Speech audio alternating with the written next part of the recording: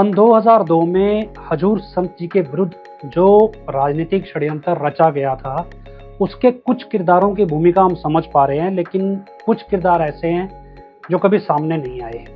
इसमें से एक सबसे इम्पोर्टेंट किरदार है मीडिया। आज की स्टेज पे शायद हम में से कोई ऐसा ही होगा जो नहीं समझता होगा कि मीडिया न्यूज़ देने की बजाय न्यूज़ का नैरेटिव बनाने पे ज़्यादा काम करता है। तब चुनिंदा पत्रकार ऐसे काम करते थे और तब इसे अनइथिकल कहा जाता था। ऐसे ही एक तथाकथित चैनल के तथाकथित क्राइम रिपोर्टर ने अपना एक दलाल भेजा डेरा में, ये पता करने के लिए भी रामचंद्र छत्रपति की हत्या में डेरा प्रमुख का हाथ है या नहीं है।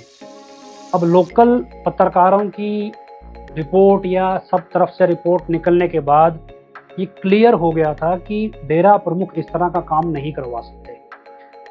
अब उसने जब ये सूचना उस क्राइम रिपोर्टर को दी तो क्राइम रिपोर्टर ने आगे से जवाब दिया कि भाई छत्रपति का परिवार तो पैसा देने से रहा, नैरेटिव तो डेरा के खिलाफ बनाना पड़ेगा, तभी ना पैसा निकलेगा। तो रामचंद्र छत्रपति की हत्या का नैरेटिव डेरा के खिलाफ बनाने में एक बड़े से न्यूज़ चैनल की भूमिका रही। उसके बाद जो पत्रकार इंडस्ट्री है उसमें एक अलग हवा बनने लगी कि जब बड़े न्यूज़ चैनल इस तरह से रिपोर्ट कर रहे हैं, शायद सरकार की तरफ से कोई इनपुट ऐसा है, तभी ये रिपोर्टिंग हो रही है। और धीरे धीरे ये माहौल मीडिया में हजूर संत जी के खिलाफ बनाया गया। इसके अलग एक और प्लान चल रहा था। ये प्लान था कि हजूर संत जी के जितने भी वफादार लोग हैं उन लोगों को एक एक करके डेरा से दूर किया जाए। ये वफादार लोग वो थे जिनके जरिए हजूर संत जी फील्ड में अपने काम करवाते थे। ये एक लिस्ट है जिसमें सबसे ऊपर नाम आ जाता है डेरा के चेयरपर्सन उस समय के इंद्र सेन जी, जो साइनिंग अथॉरिटी थे। इसके बाद जो सबसे इम्पोर्टेंट नाम लिया जाता है वो अवतार सिंह का लिया जाता है, जो पूर्व डेरा प्रमुख शाह सतनाम सिंह जी महाराज के ग्रैंडसन हैं। वो हजूर संत जी के सबसे वफादार लोगों में गिने जाते थे। तीसरा जो व्यक्ति था वो था कृष्ण लाल, जो डेरा और सरकार के बीच का एक कनेक्टिंग लिंक था। मतलब जितने भी सरकारी अधिकारी थे वो डेरा से कृष्ण लाल के जरिए संपर्क बनाते थे। चौथा जो था वो रंजीत सिंह था, जो डेरा के लिए जमीनें खरीदता था या बेचता था। पांचवा था हजूर संत जी का एकमात्र सरकारी गनमैन सबदिल सिंह संधू। गनमैन को कितनी नॉलेज होती है सिस्टम की, ये जो गनमैन रखते हैं उनको अच्छी तरह पता है, क्योंकि गनमैन ऐसा व्यक्ति होता है जो वीआईपी के पर्सनल तौर तरीकों को बहुत अच्छे से जानता है और वीआईपी अपने दुश्मनों की सारी जानकारी, या यूं कहें कि अपने इर्द गिर्द रहने वाले आस्तीन के सांपों की जानकारी अपने गनमैन को देके रखता है। ऐसे में सबदिल सिंह संधू डेरा के आस्तीन के सांपों की सारी जानकारी रखता होगा, इसलिए उसे निशाना बनाया गया। छठा व्यक्ति डेरा के उत्तर प्रदेश का कारोबार संभालने वाले रोहताश रांधी का बेटा जसबीर सिंह, जिसे शायद इसलिए मोहरा बनाया गया ताकि रोहताश रांधी को दबाव में लिया जा सके। सातवां था टोहाना के पुरुषोत्तम लाल का बेटा भूषण, और आठवां था बठिंडा का राजबंसल। भूषण और राजबंसल के खिलाफ सीबीआई सबूत नहीं जुटा पाई, यानी फ्रेम नहीं कर पाई, इसलिए ये बच गए, लेकिन बाकी सभी लोगों को उलझा लिया गया।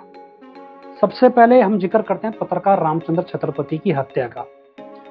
पत्रकार छत्रपति एकमात्र ऐसे शख्स थे जो डेरा के विरुद्ध अखबार में खुले तौर पे खबरें छापते थे।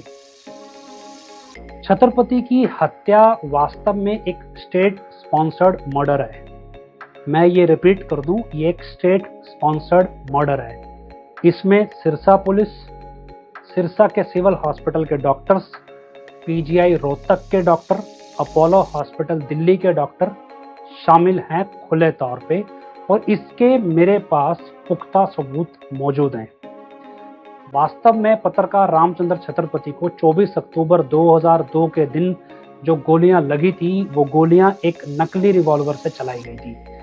ये छर्रे थे जो उनके शरीर में घुसे थे और कुछ दूर जाके रुक गए थे।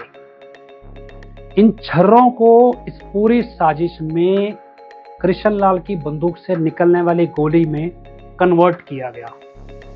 इस कन्वर्जन में बहुत सारे ऐसे सबूत हैं जो रिकॉर्ड पे रह गए, जो कभी कोर्ट को दिखाए नहीं गए, या यूं कहें भी सिस्टम जब एक तरफा काम कर रहा था सारा, तो कोर्ट को भी जान के इसे कुछ लेना नहीं था। जख्मी रामचंद्र छत्रपति जब सिविल हॉस्पिटल सिरसा लाए गए, डॉक्टरों ने कहा भी एक गोली उनके अंडरवियर में फंसी हुई है। डीसी सिरसा, एसपी सिरसा मौके पे मौजूद थे। सीबीआई की रिपोर्ट के मुताबिक छत्रपति को पॉइंट ब्लैंक रेंज से 32 बोर की रिवॉल्वर से गोलियां मारी गई थी। ये गोली शरीर में घुसने की बजाय कपड़े में ही फंस के रह जाए, ये नेक्स्ट टू इम्पॉसिबल है। ये गोली शरीर के अंदर भी रुक जाए, ये भी नेक्स्ट टू इम्पॉसिबल है, अनटिल अनलेस वो गोली किसी हड्डी के ना टकराए। लेकिन ये गोलियां जो अंदर घुसी थी वो भी 2-3 सेंटीमीटर तक ही घुसी थी और एक तो बाहर ही रह गई थी। अब ये गोली असली और नकली में डॉक्टर फर्क नहीं कर सकते थे, एसपी डीसी सिरसा फर्क नहीं कर सकते थे, या सिरसा पुलिस फर्क नहीं कर सकती थी, ये हम मान नहीं सकते। अब माहौल बनाने के लिए आमतौर पे ये सेटिंग चलती है कि मरीज को बड़े हॉस्पिटल ले जाया जाए ताकि मीडिया में माहौल बनाया जा सके, और ये बड़ी संस्थाओं में होने वाले झगड़ों में ये काम आम होते हैं। सिविल हॉस्पिटल सिरसा का प्रबंधक जो भी था, उसने सिविल हॉस्पिटल सिरसा के एक डॉक्टर वीरेश भूषण को पत्रकार छत्रपति के साथ पीजीआई रोहतक भेजा है। इसलिए नहीं कि पत्रकार छत्रपति कोई उनको ज़्यादा फिक्र थी, इसलिए क्योंकि पत्रकार छत्रपति की एमएलआर नहीं बनाई गई थी। पीजीआई रोहतक पहुंचने के बाद उनका इलाज बिना एमएलआर के चलता है, और एमएलआर में आपको बता दूं, एक रिपोर्ट होती है जो सबसे पहले बनाई जाती है मरीज के जख्म देख के, ताकि ये पता लगाया जा सके कि मरीज के साथ किस तरह की वारदात घटित हुई है। अब पीजीआई रोहतक ने बिना एमएलआर के इलाज किया और 4 दिन तक रामचंद्र छत्रपति की सेहत में 80% सुधार आ गया, क्योंकि ये गोलियां नकली थी जिन्हें निकाल लिया गया और इलाज चलता रहा। इसके बाद जब हाई कोर्ट का ऑर्डर हुआ, उसके बाद रामचंद्र छत्रपति की तबीयत बिगड़ती है। हमारे पास वो तमाम एक्सरे, सिटी स्कैन की फिल्म्स भी मौजूद हैं जो कोर्ट में जमा करवाई गई। अब इन सब की जांच से पता चला कि पीजीआई रोहतक के डॉक्टरों, अपोलो हॉस्पिटल के डॉक्टर्स ने मिलके, अब ये कौन से डॉक्टर ने काम किया ये नहीं पता, रामचंद्र छत्रपति के हार्ट के बेस पे फेफड़ों में एक बुलेट प्लांट की, और ये बुलेट से इन्फेक्शन फैला और ये इन्फेक्शन रामचंद्र छत्रपति की जान ले गया। ये गोली रामचंद्र छत्रपति को लगी नहीं थी, ये टैक्टिकली प्लांट की गई थी हॉस्पिटल के अंदर, और यही बुलेट पोस्टमार्टम में निकली। अगर ये बुलेट शरीर के अंदर होती, ये किसी ना किसी सिटी स्कैन या एक्सरे की फिल्म में आनी चाहिए थी, लेकिन ये किसी रिपोर्ट में नहीं आई।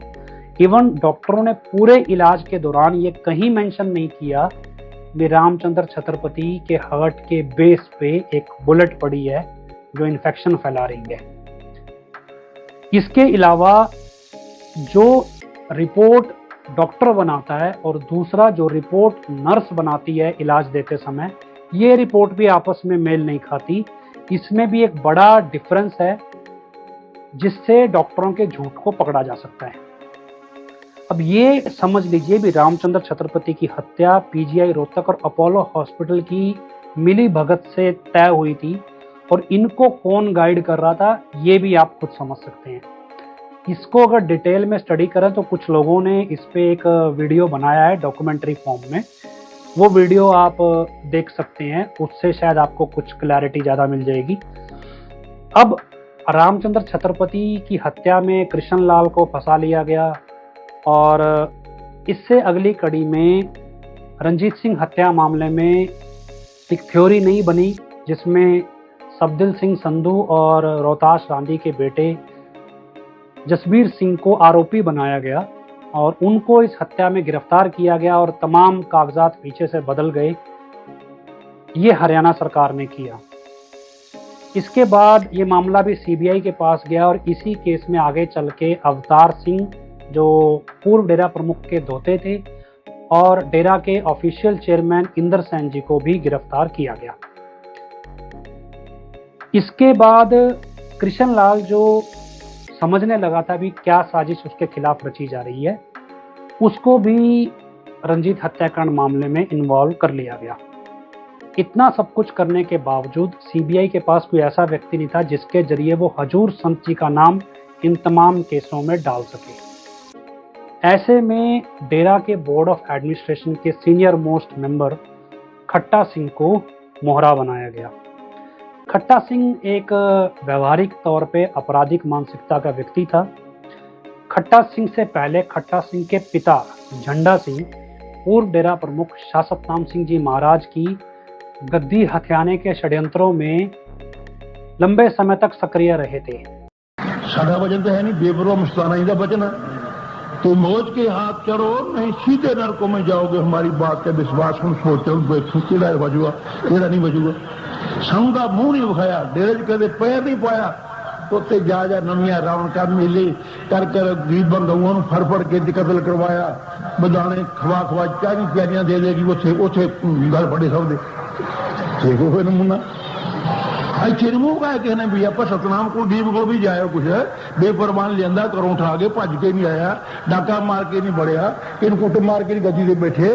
तो प्रेम के पुजारी सन राम नाम के चाहते सर गुरु गुराई नूं कि उन्होंने लिया किसी कीमत ना सी, उन्होंने पुछगिछ करके सुबह गद्दी से बैठाया। सवेरे बेगू जाके तरा रखेगी जगह डेरा 9:30 हो जाए जो उदा ही गद्दी से उठाओगे शामी बेगू पटवारे को तरा होगी जी।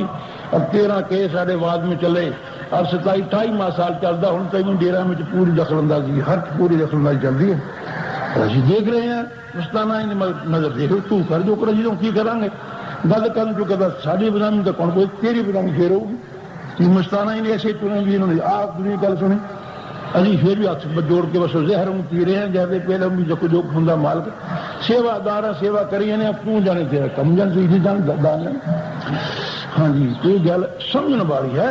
मतलब ना संत की चुगली करते हैं ना किसी निंदा करते हैं, जानते हैं निंदा पड़ी किसी की ना ही मनमुख मुग्ध कराना मुंह काले निंदका नर के कोर पवाना जानू जान कर वो नहीं गलत करते।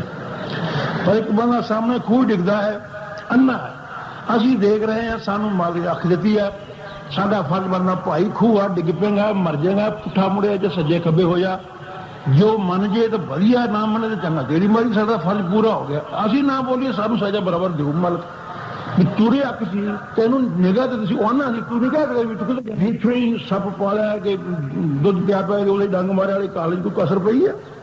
और सब तो बड़े पापी जो मगर लगे जान गहां ताकतवर बनाया उन्होंने बनाया।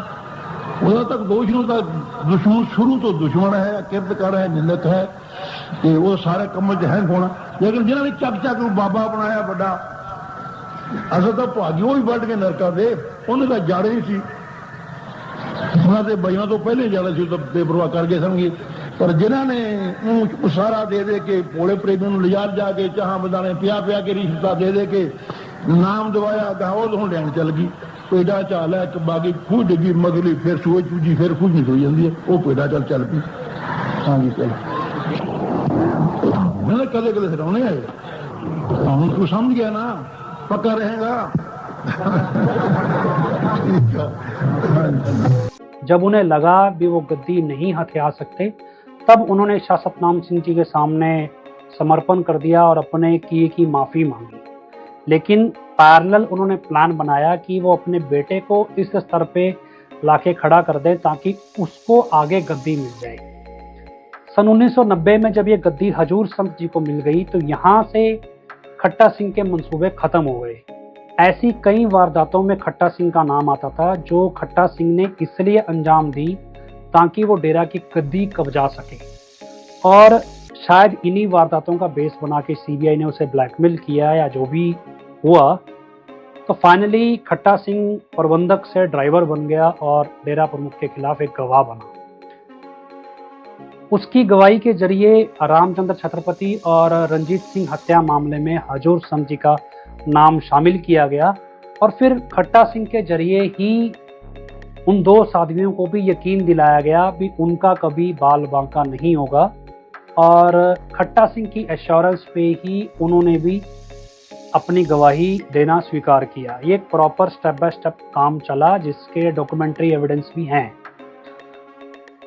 अब इस पूरी तैयारी के साथ चालान दाखिल होना था और प्लानिंग के मुताबिक खट्टा सिंह को गद्दी का दावेदार भी बनना था। लेकिन खट्टा सिंह और गद्दी के बीच में अब वो 4 लोग भी थे जो खट्टा सिंह के साथी थे, क्योंकि खट्टा सिंह जब गवाह बना तो उसको डेरा से अलग होना पड़ गया। ऐसे में अब उसको गद्दी तक पहुंचने के लिए बीच के 4 लोगों को और रास्ते से हटाना था। डेरा के एग्जीक्यूटिव्स पहले ही रास्ते से हट चुके थे और फाइनली उसने नए प्लान पे काम किया, और इस प्लान में उसका साथ दिया इंडिया टीवी ने। इंडिया टीवी जो रजत शर्मा वाला टेलीविज़न चैनल है, इंडिया टीवी ने खट्टा सिंह और एक और व्यक्ति जो हजूर संत जी का पहले कभी ड्राइवर रहा था, उसका एक स्क्रिप्टेड स्टिंग किया। अभी ये स्टिंग मतलब पहले से प्लान्ड था और स्टिंग में जो शामिल हो रहे थे उनको पता था भी ये स्टिंग हो रहा है। उन्होंने ये स्टिंग किया और इस स्टिंग में खट्टा सिंह ने बाकी के 4 लोगों का नाम लिया भी ये लोग एक 1990-91 में हुई डेरा मैनेजर फकीर चंद की हत्या में शामिल हैं।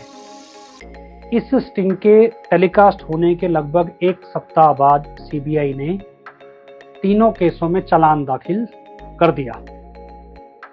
अब डेरा के जो बाकी के 4 प्रबंधक थे वो समझ चुके थे कि प्लान में एग्जीक्यूटिव हटाए जा चुके हैं रास्ते से। गद्दी के लिए खट्टा सिंह अपना रास्ता बना रहा है और उसमें बीच के 4 लोगों को भी वो जेल भेजने की तैयारी कर चुका है इस स्टिंग के जरिए। इसलिए आनन फानन में उन्होंने हजूर संत जी की जमानत करवाई और जमानत करवा के वापस से मैदान में वो लड़ने के लिए तैयार हो गए। अब वो ये समझ चुके थे भी खट्टा सिंह उन्हें भी जेल भेज के रहेगा, इसलिए खट्टा सिंह से समझौता करने के अलावा उनके पास कोई चारा नहीं था। अब हजूर संत जी के व्यक्तित्व को छोटा बनाने की पूरी कोशिश की जा रही थी। उनके वफादारों को उनसे अलग कर दिया गया था। जो नए एग्जीक्यूटिव्स आए थे डेरा में उनकी जगह पे वो कॉम्प्रोमाइज थे और डेरा की एडमिनिस्ट्रेशन के साथ मिले हुए थे। डेरा की एडमिनिस्ट्रेशन डेरा प्रमुख की बजाय षड्यंत्र रचने वालों के साथ खड़ी हो गई थी और डेरा की एडमिनिस्ट्रेशन का प्रमुख सीबीआई का मेन गवाह बन गया था। इसके बाद थी डेरा की आमदनी। अब डेरा की आमदनी को नुकसान पहुंचाने के लिए डेरा के खेतों के जो सुपरवाइजर थे उनको कॉम्प्रोमाइज़ करवाया गया और धीरे धीरे डेरा के जो बाग थे वो खराब होने लगे, उनकी फसलों में नुकसान होने लगा ताकि आर्थिक तौर पे भी डेरा कमज़ोर हो।